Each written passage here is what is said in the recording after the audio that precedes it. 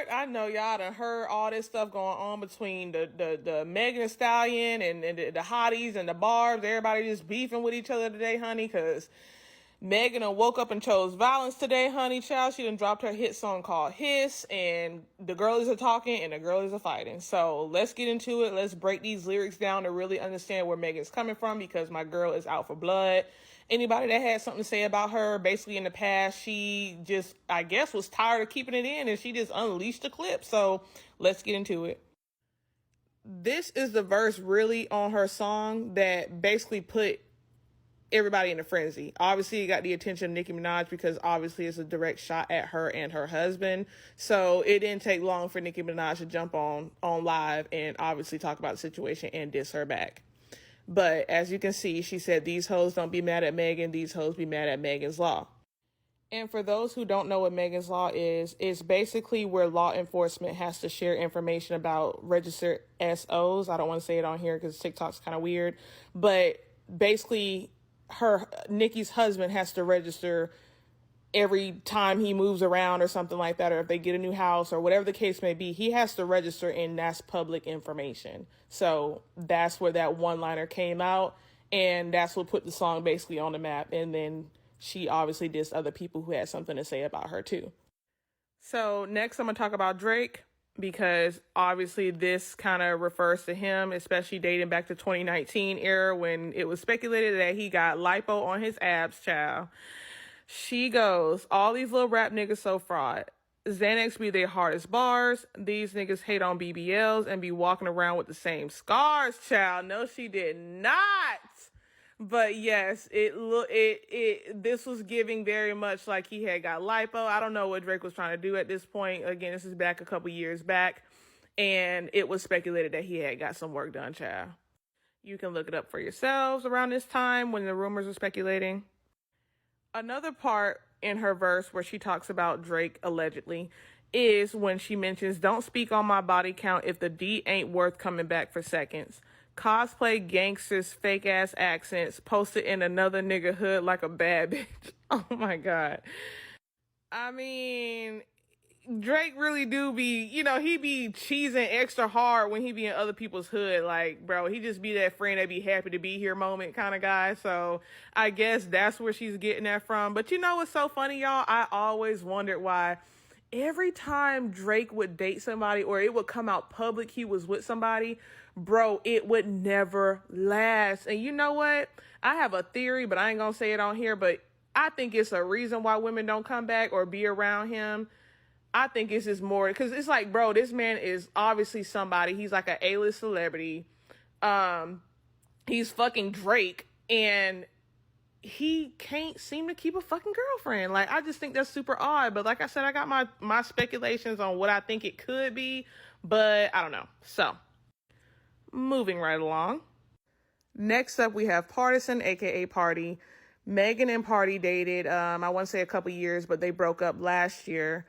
And in Megan's song Cobra that she released last year, she alluded basically that she was being cheated on. She basically caught him in the bed getting head, blah, blah, blah. Y'all kind of know, basically being cheated on. And she was talking about how depressed she actually was in her song, and like how nobody knew she wanted to basically like do off herself. I'm trying to keep it TikTok friendly so I don't get, But then y'all know that he came back and he basically debunked what she said in her hit song Cobra when he came out with The Partisan, which we had heard. If y'all pay attention to my previous video, a couple videos down on my page, I did talk about the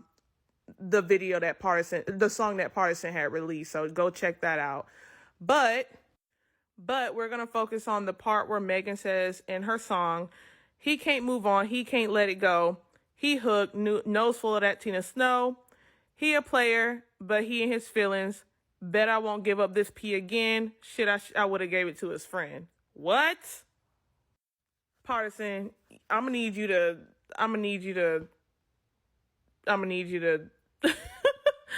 wow, okay. I'm gonna need you to speak on that one, buddy. Okay. And we all know about the whole shit that went left with her and Tory Lanez. So obviously Tory Lanez right now is finishing out his 10-year sentence back in 2020 when this whole incident happened where it was alleged again, because listen, I don't got time to be picking sides. I'm just trying to put out the message, okay? Allegedly, he had obviously capped her in the foot. So Megan goes on to say, on the internet typing this shit to me, write him a letter or something and say, bitch ass nigga, don't type me nothing else. Don't write me nothing else. Download JPay since y'all niggas got so much to say, or schedule a conjugal visit or something.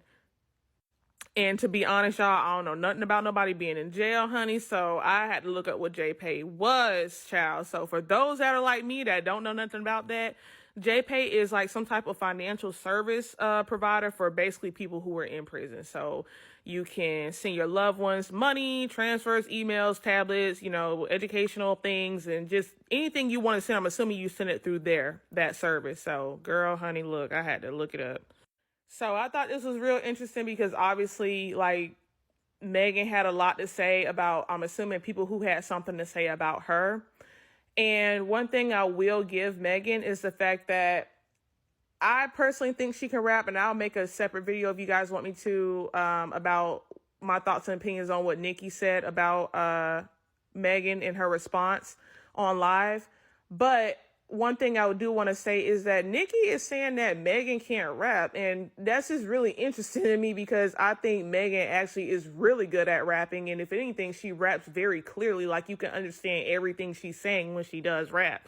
So I said all that to say, I applaud Megan for going against Nicki in a way. Now, don't get me wrong, I love me some Nicki too. Like, I don't pick sides, but I will say Nicki has dominated this industry for so long. So it's like, you know, she almost puts herself as like a head honcho of all the rap girlies, which in my mind, it's like, okay, I get that. You had your reign, you had your shine, Nicki. Like, let other people get their flowers. So it's like, I applaud Megan for basically standing up for herself against everybody. So, you know, and she's doing it the way that should be. You know, you take it to the studio, you get that shit off your chest. So I'm curious to see what Nicki responds back in, like, as far as in the studio. I ain't saying like just typing and stuff, like, let's, you know what I mean? Like how it used to be, like people used to really beef. It was just music beef. So like, I want them to continue to go the way that it's been in history. Like, this is like the startup of something like, wow, like we really finna see these two go back and forth potentially. So, but kudos to Megan for